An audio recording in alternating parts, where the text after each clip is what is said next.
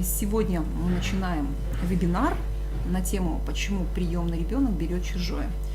И я буду ее вести, педагог-психолог Лужикова Ирина Васильевна, региональный центр развития социальных технологий. Один из самых пугающих для родителей типов трудного поведения – это детское воровство.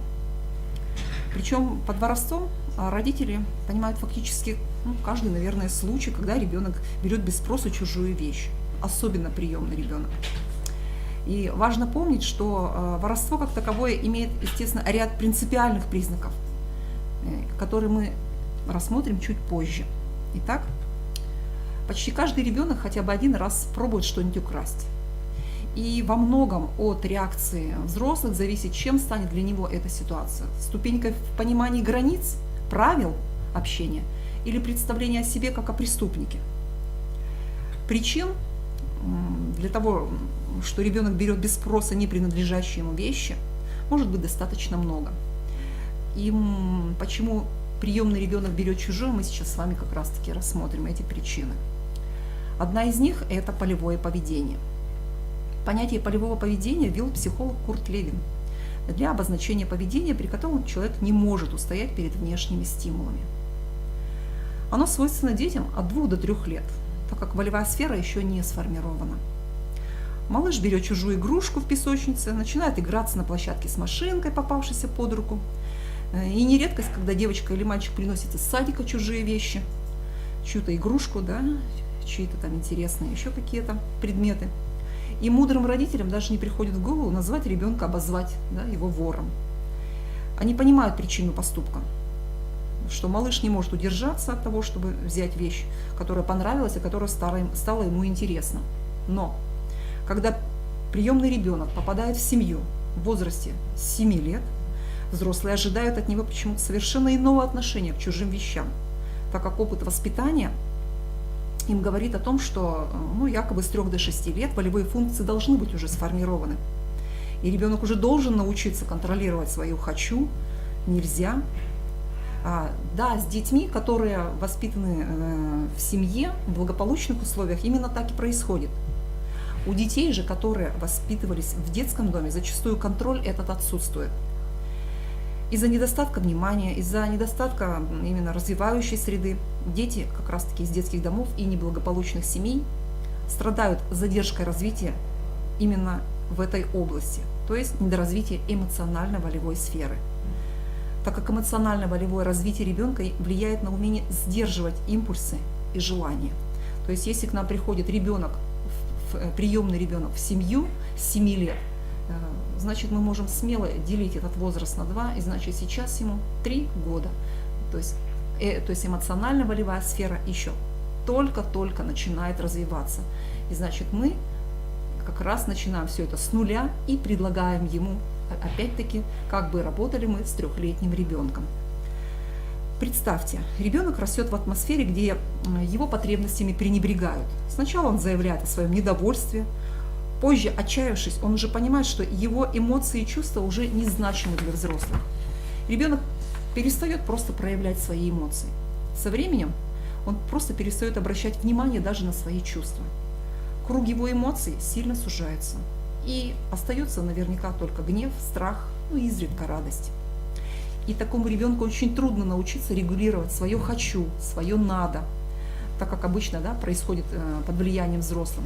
Если в благополучной среде ребенок учится добиваться цели, когда его стимулируют, поощряют, да, которым есть еще чувство привязанности, которое как раз-таки приносит радость. И поэтому малыш может отказаться от чего-либо. Если, например, огорчение, недовольство взрослого, который о нем заботится, он это все видит. И при этом его чувства проговаривают, они их уважают, потребности удовлетворяют. И поэтому маленький человечек может уже в дальнейшем сам управлять своими эмоциями, желаниями, понимая вот эти социальные нормы, правила, которые показали ему родители, да, которые они ему предлагали. В первую очередь относительно, значит, самого себя, да, и потом это уже ребенок впитывал. Если ничего подобного не происходило, то ребенку очень трудно регулировать свои импульсивные желания что-то взять. Не зная своих эмоций, да, что он сейчас чувствует, ребенок не может улавливать те чувства и эмоции, которые люди испытывают на момент, если это трудное поведение, в частности воровство, когда ребенок что-то берет чужое, могут испытывать люди другие. И схема получается такая: увидел, понравилось, взял. Неосведомленность – еще одна из причин. Представление о личных границах и вещах формируется у ребенка в раннем детстве. И к 3-4 годам мир уже делится для ребенка на свое и чужое. Самоконтроль, естественно, еще только формируется. И в какой-то момент желание, оно становится сильнее. До определенного возраста дети не владеют понятием «свое» и «чужое». Если никто из взрослых специально не ставил этой задачи научить следовать правилу, что чужого брать без спросу нельзя, что нужно спрашивать разрешение, то вплоть до выхода в социальную действительность, а обычно это школьный возраст, ребенок может иметь весьма смутное представление вообще о собственности, да, о границах, о том, что сейчас в этот момент необходимо вообще делать, если вот возникло такое желание. Дети, растущие в детском доме, не имеют своего, и, соответственно, понятие, что это все общее. Это, да. При общественном укладе жизни они могут взять все это без разрешения, значит украсть. Да? То есть для них это приемлемо. Кто первый взял, значит того и вещь. Кроме того, у таких деток из детского дома, из неблагополучной семьи, у них иные представления и о деньгах, о том, о ценности их. Они, в принципе, о том, откуда они берутся и как их зарабатывать, это тоже большой вопрос. Да. Поэтому разница в представлениях, разница в опыте и моральных нормах приводит к тому, что с точки зрения ребенка им непонятна вот эта сила переживаний приемной семьи в случае, когда он просто взял то, что ему приглянулось. То есть та копинг-стратегия, которую он применял до этого в детском доме, скажем, почему-то здесь не проходит. То есть почему-то приемные родители этому начинают столь много внимания, причем отрицательного, ему предлагать, на что он начинает, естественно, вести себя соответствующим образом, да, то есть агрессия, сопротивление и так далее. Следующая причина – это невротическое воровство. Воровство этого типа может встречаться у детей, переживших именно психологическую травму, неуверенных в своем нынешнем положении, испытывающих страх перед будущим и имеющих низкую самооценку. Это своего рода заполнить черную дыру беспокойства, вызванное дефицитом любви в прошлом, когда привязанность с близким взрослым играет ведущую роль, да, в формировании личности ребенка, его отношения к самому себе. Удовольствие, связанное с чувством риска, азартом и присвоением желаемого, оно заполняет вот эту пустоту. Но поскольку это лишь замещение реальной потребности, да, то есть замещение той любви, тех, наверное, вот той благополучной привязанности, эмоциональных связей, которые не дал взрослый, значимый взрослый, замещение этой потребности, оно насыщает ненадолго, да, вот этот риск, удовольствие что-либо украсть. И после вот пережитых эмоций наступает успокоение, тревога. Но она временная и лишь только на время отпускает вот это тревожное ощущение. Однако позже она возникает вновь, уже усугубленная чувством вины и ощущением, что ну вот я это сделал, значит я плохой. То есть можно этим самым сказать, что воровством ребенок снимает напряжение, то, которое с годами, наверное, у него вот здесь оно формировалось. И способ снятия напряжения, он обуславлен именно физиологически, да, то есть это даже не психологический здесь аспект. То есть когда человек находится в длительном напряжении, один из способов расслабиться – это перенапряжение. А это можно сделать намеренно, то есть доведя себя до изнеможения, неосознанно оказавшись в ситуации, где испытываешь еще большее, да, так сказать, возбуждение. И в результате нервная система начинает просто расслабляться автоматически. Если приемный ребенок испытывает сильное напряжение из-за тревоги, он стремится испытать более серьезный, да, больший стресс, чтобы это напряжение упало. На уровне именно нейрофизиологии это все происходит. В случае опасности здесь включаются реакции, которые свойственны всем живым существам. Это беги, борись или замри. И когда человек в стрессе, все эти функции организма входят в режим опасности, чтобы справиться с ситуацией, он и начинает к этому прибегать, в принципе, каждый раз. Кнопка паники, она находится, это миндалевидное тело, которое находится в лимбической части головного мозга, она передает сигнал об опасности в мозговой ствол, и там уже запускаются эти механизмы, которые стремительны и неподконтрольны, соответственно, логике. В тот момент, когда передается вот этот сигнал тревоги, гормональная система начинает интенсивно вырабатывать гормоны стресса, а это адреналин и кортизол. Они увеличивают силу человека, скорость реакции, сердцебиения, что помогает организму войти в состояние мобилизации, которое помогает ребенку справиться, в состоянии с опасностью. И поэтому в этот момент думающая часть мозга, она отключается на время, остаются только реакции и эмоции. И когда опасность минует, мы уже можем думать, а что же это было? А как можно было по-другому? В состоянии стресса логическая часть не работает. То есть я еще раз повторюсь, работают только эмоции и реакции. Иначе бы человек тратил очень много энергии на обдумывание, а не на спасение. Когда вот эта опасность, как раз таки, когда он встречается с опасностью.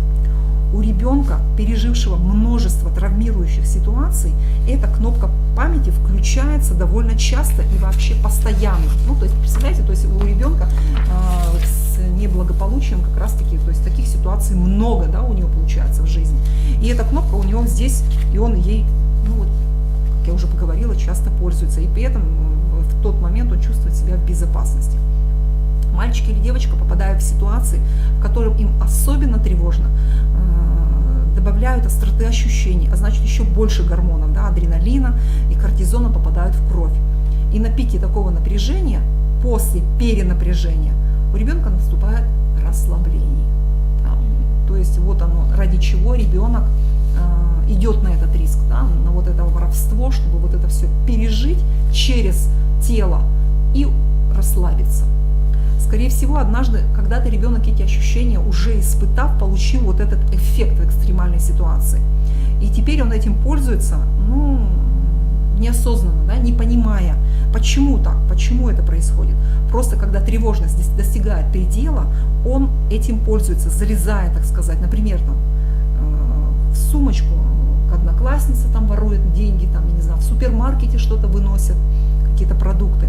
Уйдя от опасности, например, пройдя охрану в супермаркете и уже оставшись, как говорится, неразоблаченным, ребенок расслабляется. И в этот момент как раз-таки выбрасываются гормоны счастья в кровь, а это эндорфин и серотонин. И вот такой способ снятия напряжения может встречаться у ребенка, который не может себе позволить утешиться и снять вот эту тревогу в безопасных объятиях взрослого. То есть если в семье с благополучием, то есть ребенок, выросший в семье, он вот это успокоение получает в объятиях взрослого, когда родители могут обнять, приголубить, так сказать, получив вот эти гормоны счастья, эндорфин и серотонин, то ребенок приемный, имея опыт проживания в детском доме, но единожды испробовав такую ситуацию, пройдя и получив вот это расслабление, наверняка будет пользоваться им и в будущем. То есть я еще раз повторюсь, что это невротическое воровство. И оно встречается у детей, переживших травму и неуверенных в своем нынешнем положении, которые испытывают еще такие, естественно, страх перед будущим. Следующее у нас это демонстративное воровство. То есть, уже само название здесь говорит о том, что это на зрителя, воровство.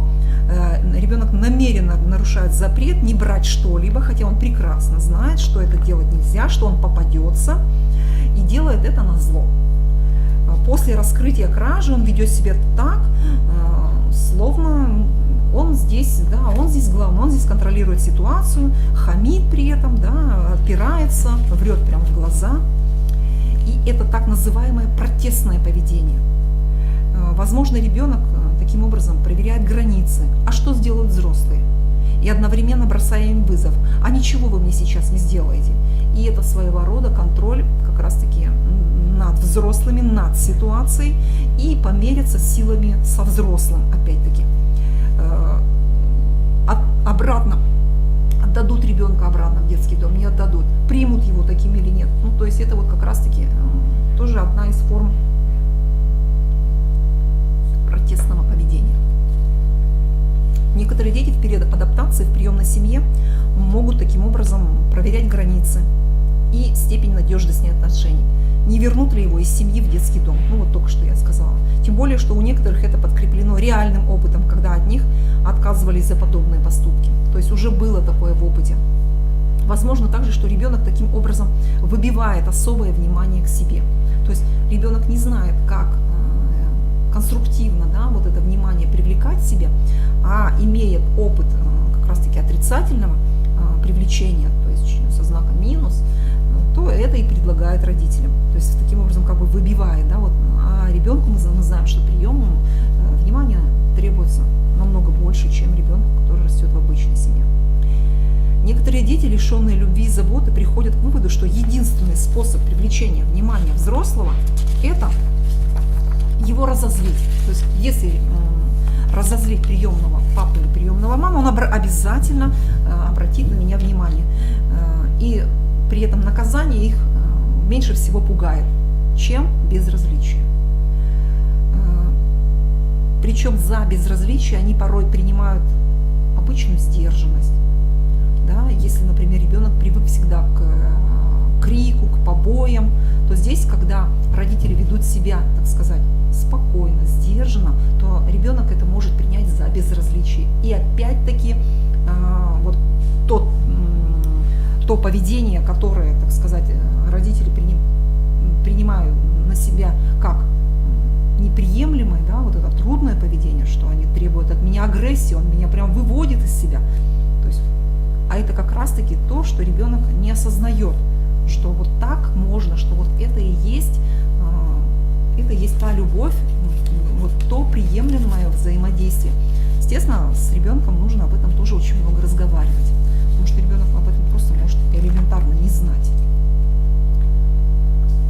Повышение чувства собственной значимости.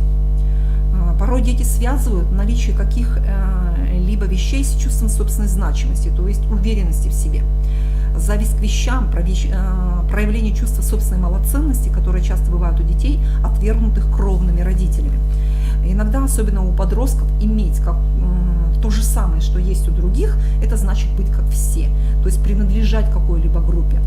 А во взрослом мире статусные вещи означают тоже принадлежность к группе достаточно высокого, например, уровня дохода, возможностей.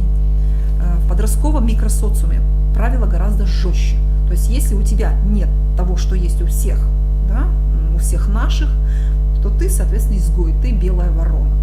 И для подростков обладание чем-то еще и способ избежать насмешек, травли, которых они боятся, естественно, панически. А если ребенок со счастливым детством и прочным домашним тылом, как говорится, за спиной, чаще способен справиться вот с такой ситуацией, то ребенок, приемный ребенок, он чаще пасует перед социальным отвержением. То есть здесь для приемного ребенка группа – это то самое, ради чего, в принципе, в подростковом особенном возрасте ребенок будет делать все. Да? То есть если еще имелся опыт как раз-таки проживания в детском доме, а это чаще всего была группа, да, детей, они группой всегда были везде, то и здесь это будет проявляться еще более ярче. То есть значимость группы имеет место. Но на это следует, естественно, обращать внимание, то есть в большей степени, когда мы узнаем, что причина именно в этом кроется. Следующее – это шантаж.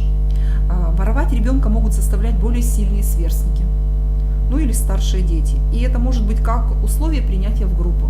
То есть тебе слабо, ты что, маменькин сынок, и, соответственно, непосредственно угроза физической расправы, откупиться от которой ребенок может только, например, деньгами или вещами. То есть это тоже одна из причин, которые родители, естественно, должны, то есть в разговоре, в беседе, в каких-то там спокойных видах деятельности узнать, да, у ребенка, что это именно вот ворует ребенок, так как его, например, шантажируют. Научение. Дети, которые жили в неблагополучных семьях, делают то же, что и делали взрослые. То есть его отец, его мать. Если взрослые, например, также воровали, промышляли воровством, то для ребенка это была обычная жизненная ситуация. И более того, они, если еще и его и поощряли, и хвалили, да, то есть таким способом, что он добывал что-то еще и в семью, то здесь повторение вот этого в приемной семье имеет место быть. И ребенок будет ждать именно вот тех опять-таки, да, поощрений, похвал от приемных родителей. Как бы, почему этого не происходит? Да? И поэтому здесь, опять-таки, с детьми нужно очень много разговаривать. Кроме того, для детей повторение своих вот этих действий кровных родителей в некоторых случаях может быть даже способом такого сохранения семейной идентичности, что ли, привязанности к семье. То есть я поступаю как отец, я поступаю как мать. Если вы говорите, что это плохо, значит вся моя семья такая плохая, все плохие, значит и я плохой. Ну, то есть это тоже такое, так сказать, переложение, да, идентификация его со своей семьей. Поэтому здесь тоже нужно очень осторожно вот с этими ярлыками. И, ну и вот о том, что, в принципе, мы в самом начале говорили, что вообще термин воровство, это вид преступной деятельности, заключающийся в совершении краж.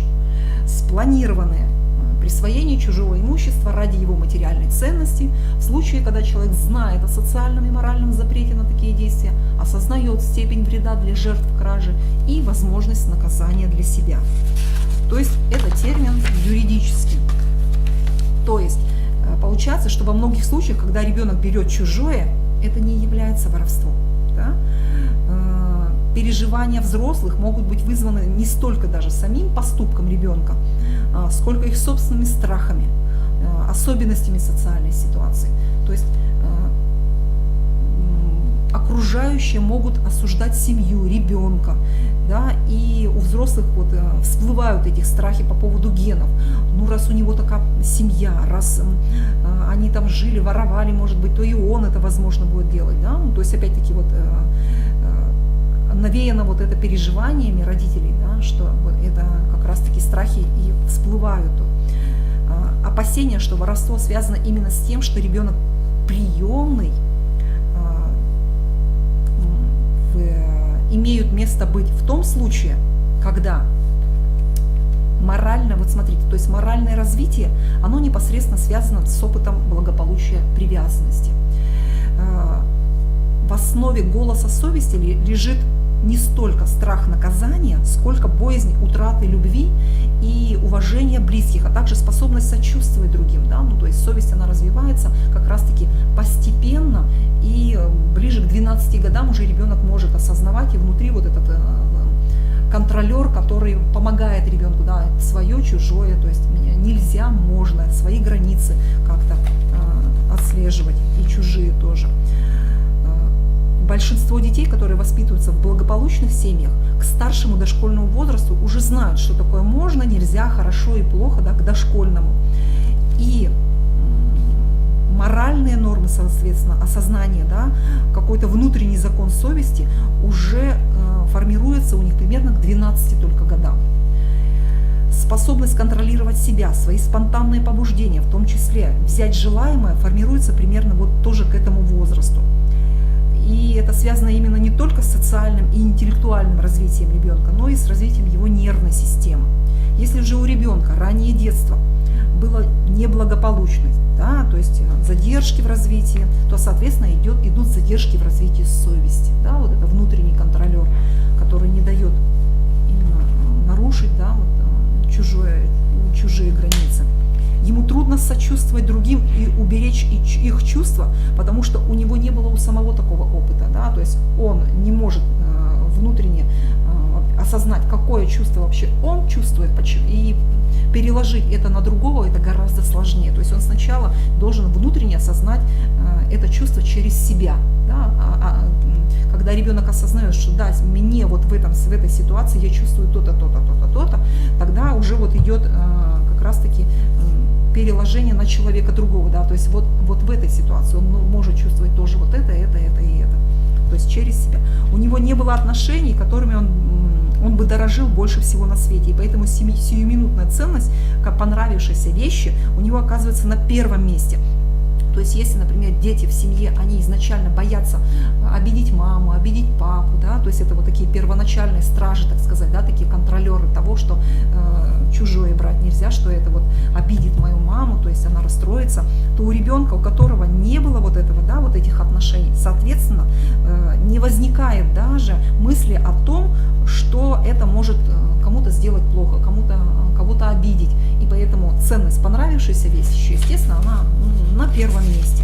А чувства, они в замороженном состоянии, их не разбудили, да, то есть, и поэтому здесь работа именно родителя в том, чтобы эти чувства разбудить у ребенка, да, то есть их развить, так сказать. Они вот тут остановились в каком-то возрасте и все, да, и в зачаточном состоянии остались.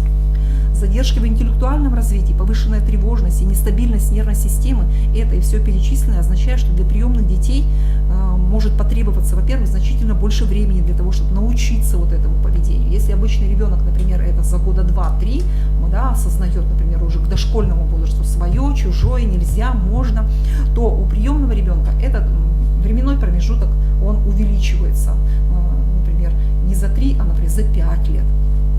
Во-вторых, и дольше требуется внешний контроль со стороны взрослого.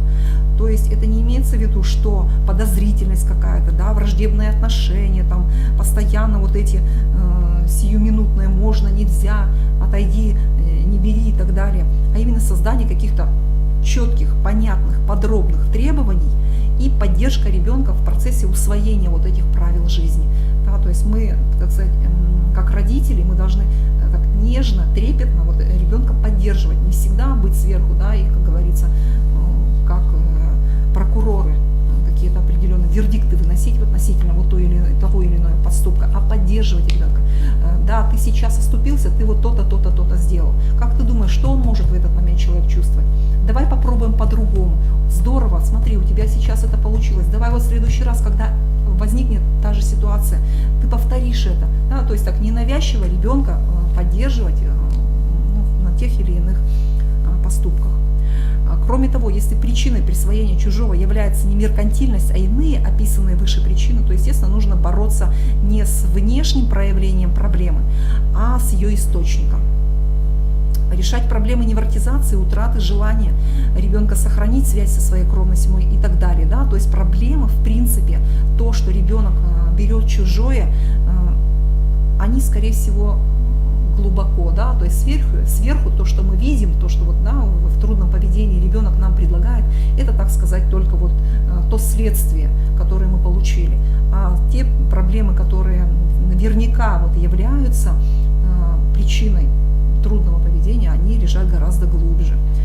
И если родители как раз-таки вот грамотно подойдут к этому, да, если не получается этого, если родители сомневаются, если они пробовали и ничего не вышло, то, естественно, нужно идти к специалисту и вместе, командой, как говорится, помочь ребенку справиться вот с этой проблемой.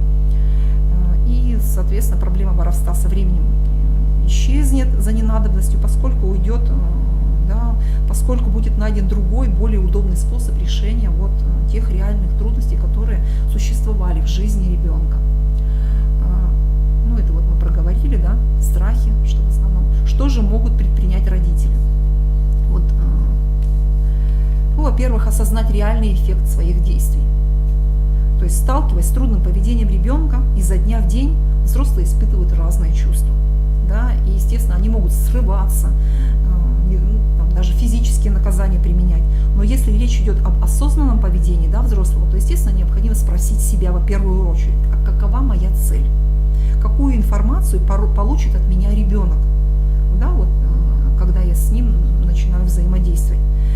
Физическая расправа, безусловно, учит ребенка, что лучше не попадаться на этих проступках, лучше врать начать еще, да, потому что когда родители в гневе, ну, они прокричатся, в принципе, и все.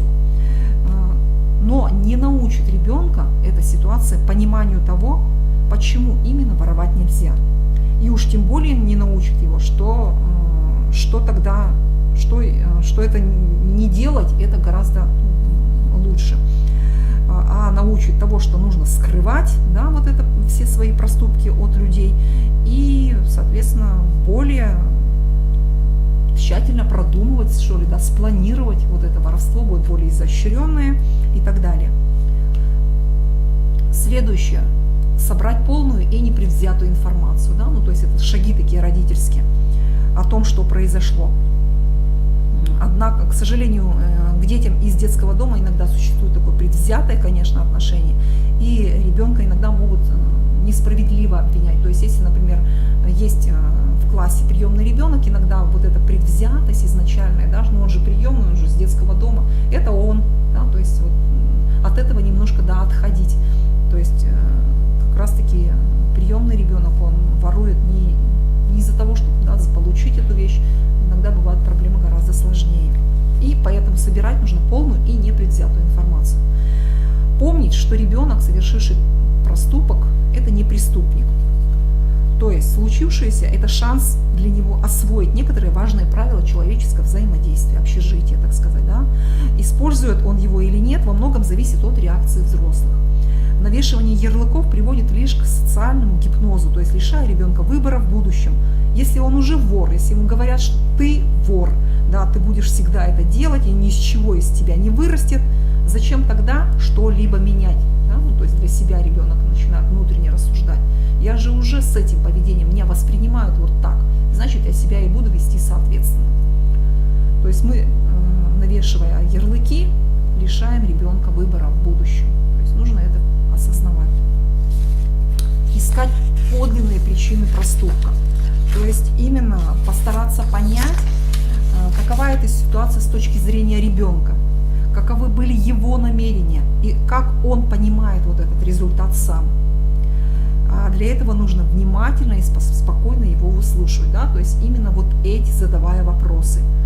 А чтобы он мог откровенно, ну, вот в этой стрессовой этой ситуации, так сказать, взаимодействовать, естественно, нужно создавать доверительные отношения с ребенком, знать жизненную ситуацию ребенка, потому что кроме того, что ребенок так вот объясняет свое поведение, естественно, имеют значение и объективные проблемы, и особенности его развития. То есть мы не можем просто вот так, да, почему это ты сделал, мы должны уже в голове держать все-таки, что у ребенка были вот такой-то, такой-то был опыт. Ну, зная это, выстраивать вот эту картину причин.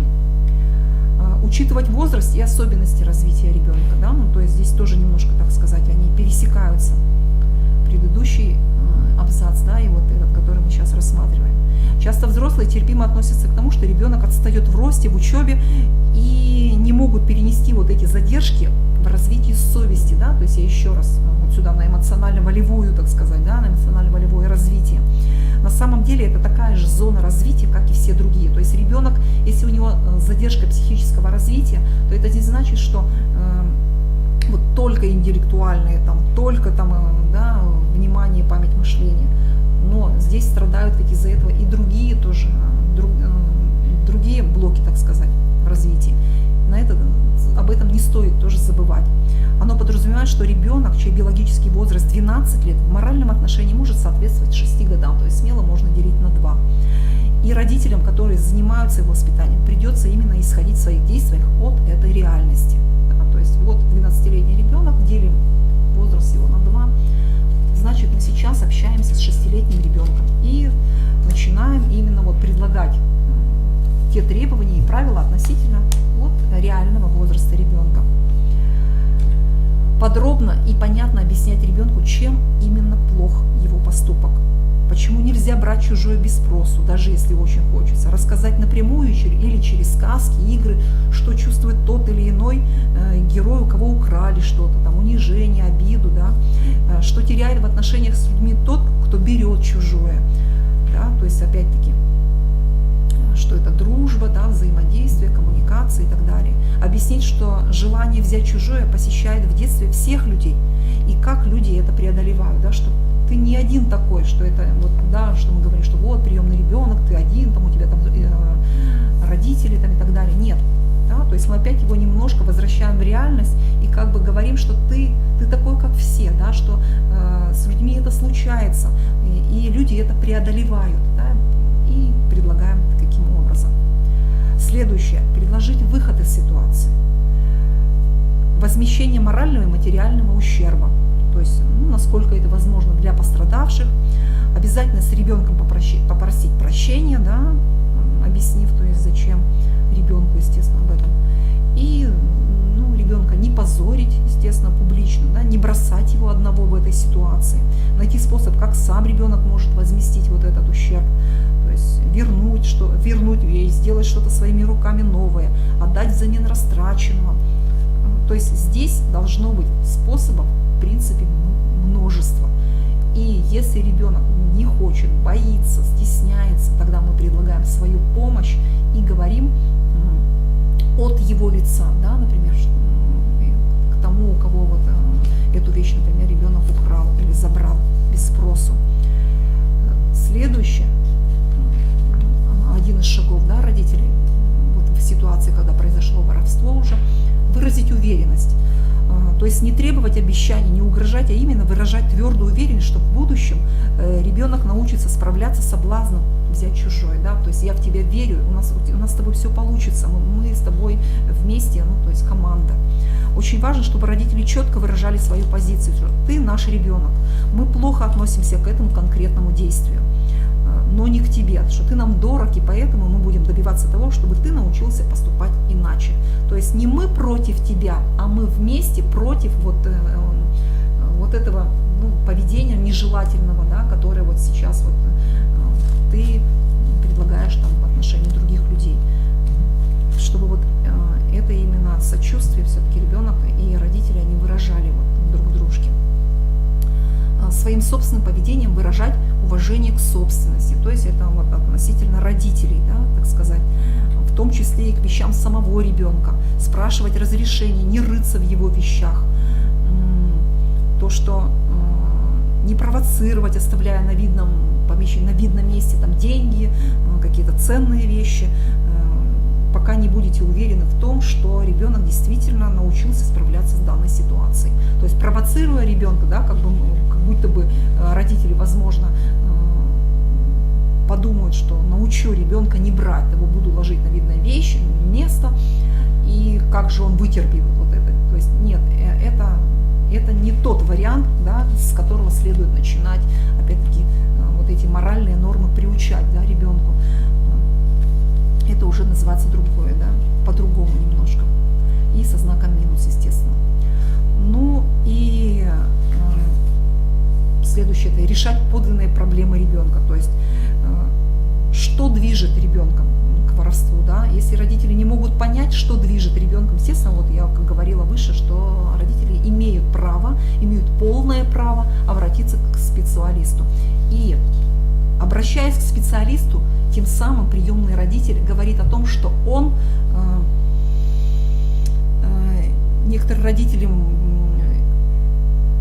идя к специалисту, идя к психологу, психотерапевту, думают, скорее всего, что они таким образом показывают свою слабость, да, неумение взаимодействовать с ребенком. Наоборот, идя к специалисту, они тем самым показывают, что они хотят работать с этой проблемой, хотят быть лучшими, да, вот и в глазах ребенка, и в глазах окружающих, и хотят эту проблему решать.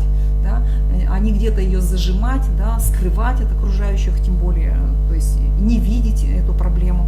То есть на самом деле поход к специалисту и желание принять помощь говорит о том, что все-таки родитель и высоко ценит вот этого ребенка, и в развитии ребенка он видит на будущем какие-то определенные цели с большим знаком плюс, и к этому стремится все-таки. Верить в своего ребенка. Это не означает, что вот отрицать, да, проблемы, а свидетельствует о том, что сам ребенок и отношения с ним для родителей важнее, чем там отдельные, даже серьезные проблемы в его поведении. То есть решение этих проблем – это путь к близости друг к другу, который иногда бывает очень тернистым и долгим. То есть да, у нас с тобой сейчас это не получается, давай еще раз попробуем, давай мы сейчас вот в том-то потренируемся, вот посмотри, давай мы с тобой там фильмы смотрим, идем по улице, там где-то видим что-то, да, тут же проговорили, остановились, услышали там где-то в интернете, прочитали, что произошла какая-то ситуация, да, связанная вот как раз таки с этим трудным поведением, воровства, как люди поступили, как тот или иной, и вот буквально по крупинке мы предлагаем вот это ребенку, и каждый раз разговаривая, взаимодействуя с ним, во-первых, выстраиваем и доверительные взаимоотношения, и вот эту зону безопасности мы ее расширяем, да, во взаимоотношении опять-таки с ребенком, что ребенок будет к нам прибегать и говорить об этих ситуациях, а не сам где-то скрывать и в дальнейшем еще и лгать. Ну и как результат он перестанет вот это предлагать трудное поведение, потому что истинные проблемы, они будут решаться совместно со взрослым. Ну, я думаю, на этом, наверное, мы будем заканчивать. Да, если есть вопросы, пишите сюда, в Клиро.